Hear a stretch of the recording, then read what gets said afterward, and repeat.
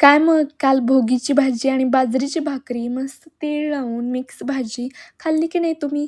नक्की कमेंट करून सांगा. हाय गाईज, मी उत्कर्षा. मस्तपैकी मिक्स भाजी बनवली, बाजरीच्या भाकरी बनवल्या होत्या तीळ टाकून आणि मस्त असं खात होते मी कालवण करून.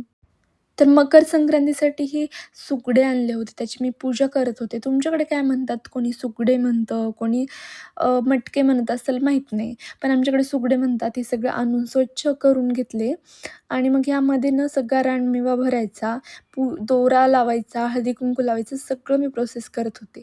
पण त्या आधीची स्टोरी ना मी तुम्हाला सांगते. मी खूप जास्त एकाच दिवसामध्ये आजारी पडले. अचानक माझ्या पोटात दुखायला लागलं आणि मला अजिबात झोप नव्हती रात्रभर.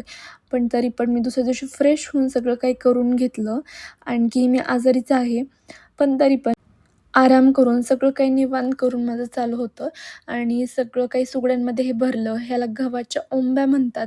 हे पण सगळं मला भेटलं होतं. तर छान पूजा, आरती, धूप वगैरे करून घेतलं आणि मी अशी पोरगी आहे बघा, तुम्ही सुद्धा म्हणाल 10 वाजता रात्रीच्या मी तिळगुळाचे लाडू बनवत होते. कारण मला घरचेच तिळगुळाचे लाडू बनवायचे होते आणि बाहेरचे ते बाहेरचेच आणि घरी बनवलेली चव म्हणजे सांगू शकत नाही. एवढे भारी बनतात ना घरी.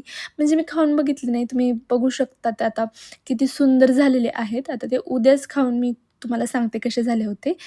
तर एवढं पोळत होतं ना हे सगळं, पण गरम-गरमच केल्यावर ते छान बनतात आणि त्याला आकार पण येतो.